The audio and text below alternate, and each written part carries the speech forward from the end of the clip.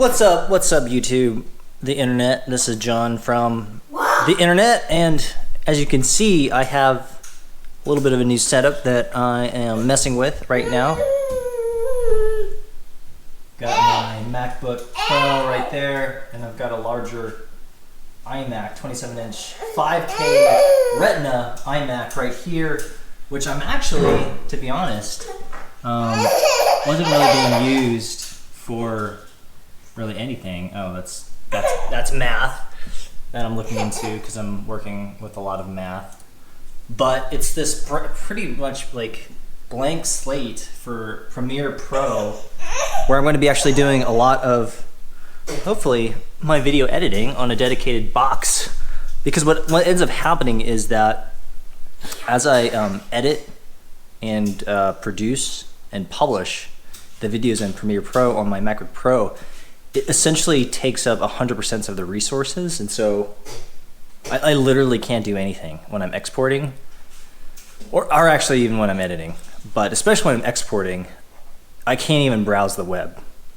And I think that's really sad, because really intelligent apps these days are, they're able to manage resources and memory a lot better than what Adobe is doing with their products.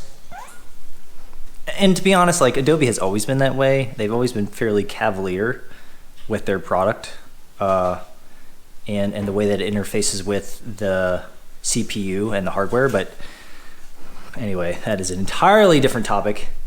What I really want to talk about was, very quickly, the retreat. I got back. Last week we had this amazing retreat, which I know I shared a little bit about. And here you go.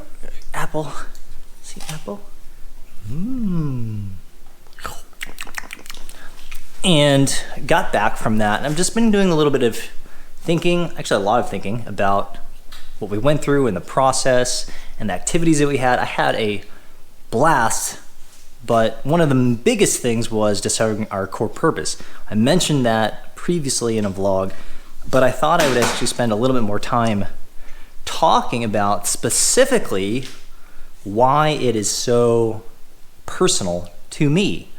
And I really haven't test driven this topic really with anyone, to be quite honest.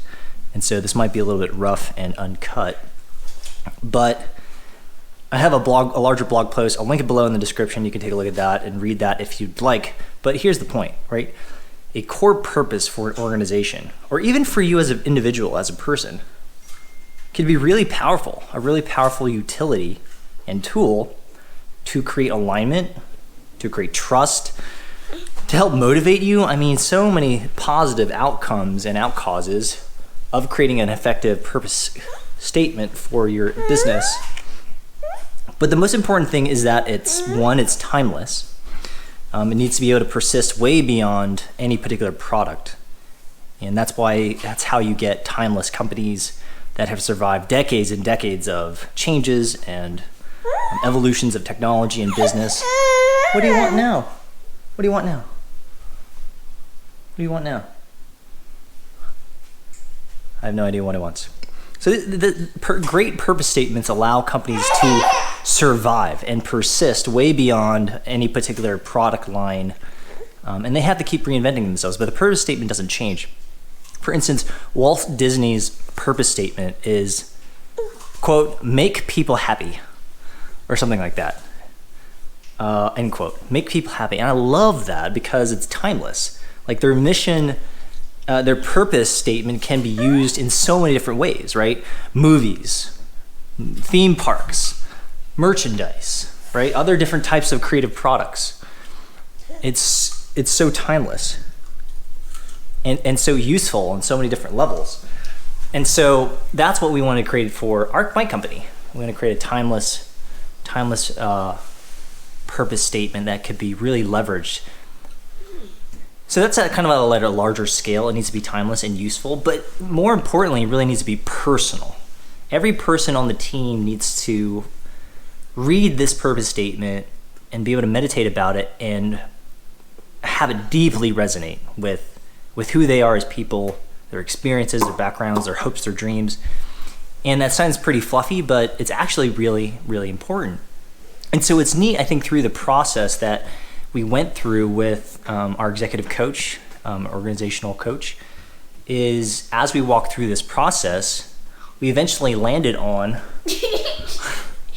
Stop. This is a serious vlog. We eventually landed on a purpose statement that everyone resonated with, but for many, many different reasons.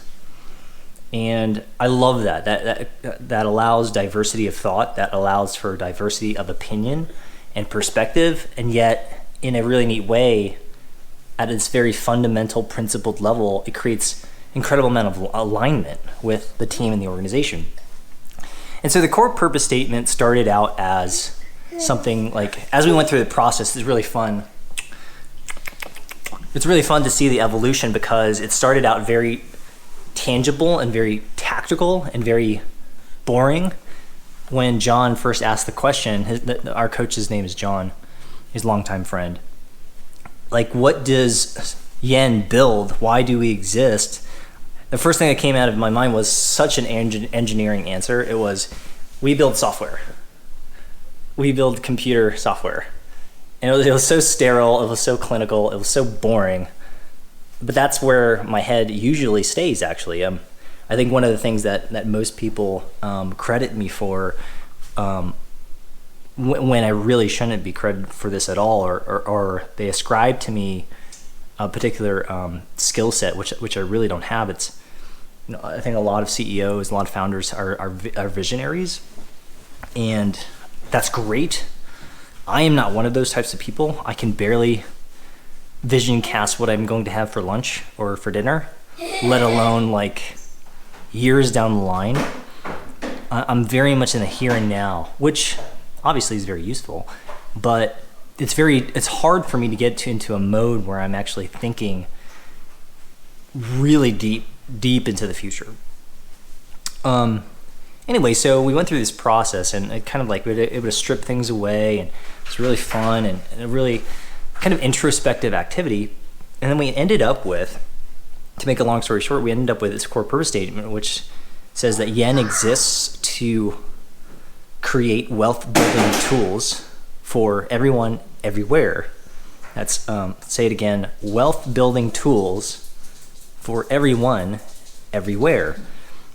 And what's neat about that, even as I say it, I get really excited, because the particular products that we built in the last few years were definitely around that, but we couldn't have ever said it that succinctly or that clearly.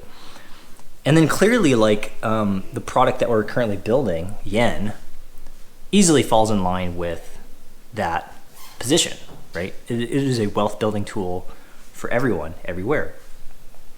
But it doesn't mean that Yen is the final stop. This allows us to have an incredible amount of agency and flexibility with what we're eventually going to build, and eventually what will work as a scaled business, right? And so I love that flexibility. I love that optionality. I love that it is able to fully capture what we're doing without pigeonholing us or putting us in a corner. But here's really the most important thing, is it was very much of a personal kind of discovery, if you will, as to what led us to this end result. And what I wanted to do was I wanted to share with you a little bit more about why this so deeply resonates with me, as a purpose, as a mission, and to a certain degree. It's because I am adopted. I'm adopted with my twin brother into an amazing, loving family in the suburbs of New Jersey many, many, many years ago. But my brother and I, we come from a long line of poverty, of a long family tree of not having the financial means to do much. And something that my brother and I have talked about many times over the many years is how we could fundamentally change the trajectory of our financial legacy, our financial family tree, if you will. And how after years and years and decades of just being being a part of a family tree that didn't have much, we have this very unique opportunity, this moment in time, to really move the needle, change directions, change course, for not just for my future, but for my kids' future. That guy, that girl, and the girl, the other, my oldest, at school, right? So is to change, fundamentally transform and change the trajectory of my family's financial trajectory, right? Yeah, my family tree, my lineage, my legacy, the legacy that I'm going to leave. And I don't want it to be a repeat of my biological line, one of poverty, of not having the means. And we don't have to be rich. It's not the same thing. But wealth is very different from rich, being rich, by the way. It's a very clear delineation between the two. But wealth is what wealth really is about having options. About having options. And my biological parents and their biological parents did not have options. And so that deeply resonates with me. And that hits me really hard in the gut, because I want that to happen. And when you think about it, isn't so much of the work that you're doing currently in order to transform or change the trajectory of your fiscal, your family financial situation, right? And your financial legacy that you're leaving behind for your kids and your grandkids? I mean, so much of what we do, right, is for them. And our goal is to make them have, if we can, a better life than the one that we have today. And we say that, maybe you even said that a lot, but here I am building a company which has this really unique opportunity to do just that. And so when we went through this process, which was an amazing process, I was able to uncover that. Kind of like peeling an onion, finally getting down to the core and saying, okay, so why does this mean so much to me? Why does this resonate? Why should it resonate? And why am I hell-bent on making it true? Why am I so sure and certain that this is what I need to be focusing my time, my attention, my resources, all of these very limited things that I'll never get back, and pour it into this purpose? Right? And if you can't answer that in a legit, principle, fundamental, foundational way, then your work seems tasteless and seems overwhelmingly superficial, right? Because if you can't identify, okay, why am I doing this? Why am I spending all of this time on fill in the blank project or company? And if you can't answer it at a very fundamental level, then you need to be doing something else with your life, because you're just adding, there's misalignment with who you are, what you stand for, the things that you believe, and the future that you want for yourself and for, your kids and your family. And those who don't have family, well, gosh, you can start thinking about it now and start executing against it now before you even have those responsibilities. So that's why this exercise was so potent, so personal, so powerful for me. And I'm so grateful for it, because now I wake up and, to be honest, I feel like I have an entirely different company than the one that I had a week ago. Now, obviously it's not.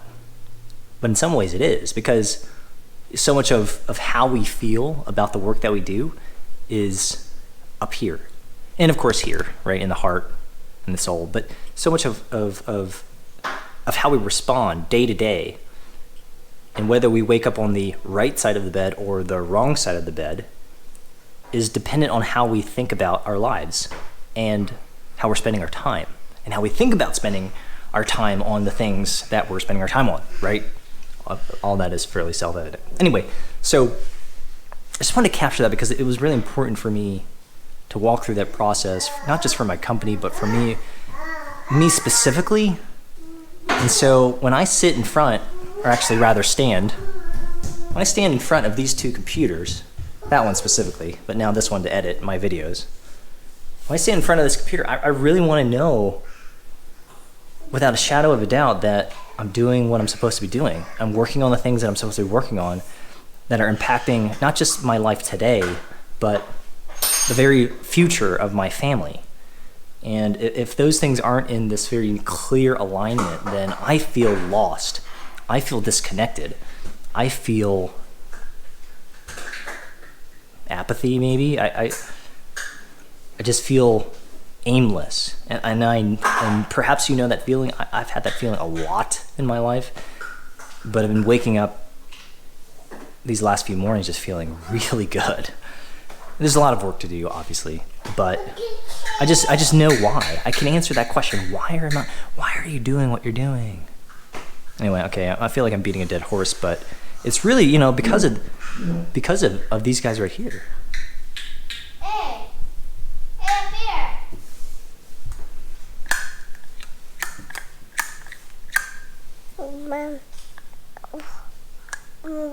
What are you doing? Yeah? Okay. Hey, me. Yeah, and that girl over there, right? Hello, I'm making a paper airplane. So, hopefully that makes sense. Hopefully that connects with you in some way, shape, or form, or fashion. And would love your thoughts. Like, how do you think about your financial legacy? How do you think about, what comes to mind when you think about your financial family tree, right? What emotions come up, right? And perhaps what do you need to do? What are the things that you're not doing today that you know you need to be doing so that you can make a fundamental shift, right? So you don't have to repeat the existing history and lineage that you have that might be sitting very heavily on your shoulders, but that you and I are responsible for. Like, what comes to mind? I would love your thoughts about that. But anyway, hope you're all doing well.